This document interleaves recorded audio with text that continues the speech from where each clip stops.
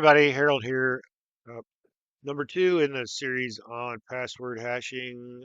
We started with HashLip. We're going to move on to bcrypt, which is more secure. So bcrypt, stop storing plain passwords. If your app stores passwords in plain text, stop.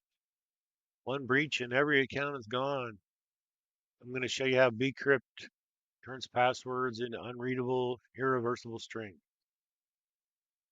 Plain password, no good. Bcrypt hash, good. So bcrypt is an adaptive password hashing function. It hashes and salts passwords automatically. We talked about hashing in the HackLib video, and we had to create our own using secrets. Uh, bcrypt will do that for you. If you didn't see that video, salt is random data added before hashing. So two identical passwords never hash the same value because a lot of people might be using password 123 and it'd be easy to figure out that hash kept coming up again and again and again. And you can also tune in how slow it is to resist brute force attacks. That's the cost of rounds per parameter. So HashLib is pretty fast. They use it for blockchain, uh, Bitcoin mining. These next three get slower and slower, and the reason for that is to make them slow to resist the brute force attacks. The more rounds you run, the more it costs you computationally.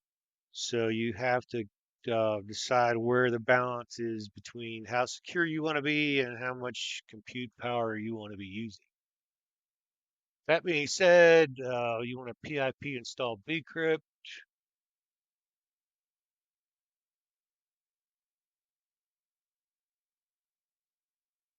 And I will put all these Colab notebooks on my GitHub repository.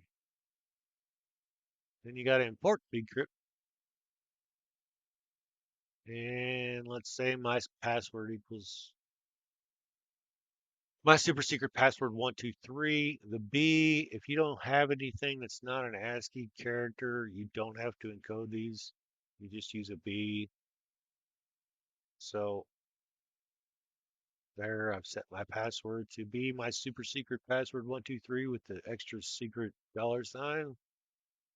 Now I'm going to hash and salt it. Again, if you salt it, because if there's a common password, the string will still be random.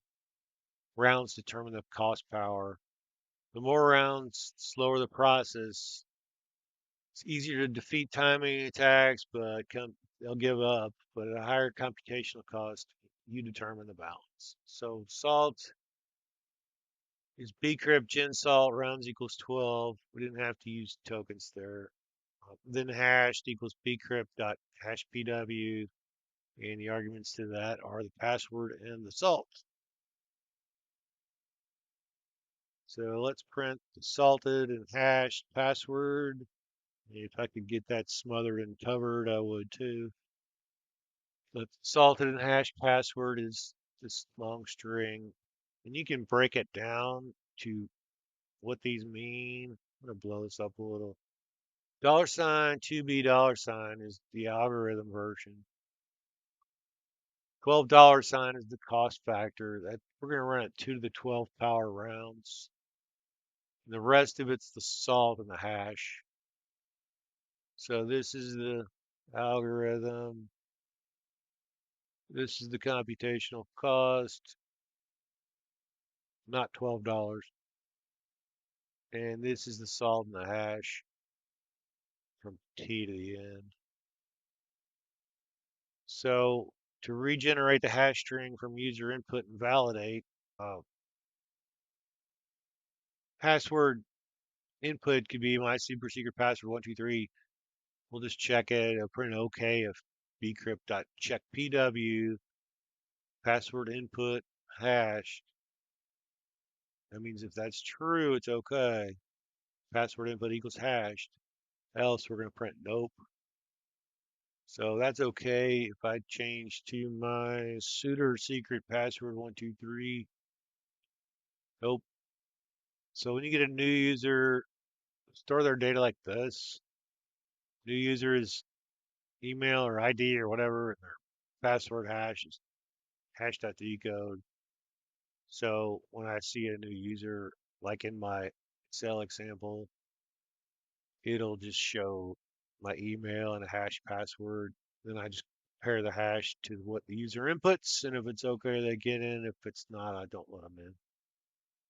So that's bcrypt. We're going to move on to scrypt in the next one. I hope you like this one. If you did, please like and subscribe, and I'll see you next time. Thanks, everybody.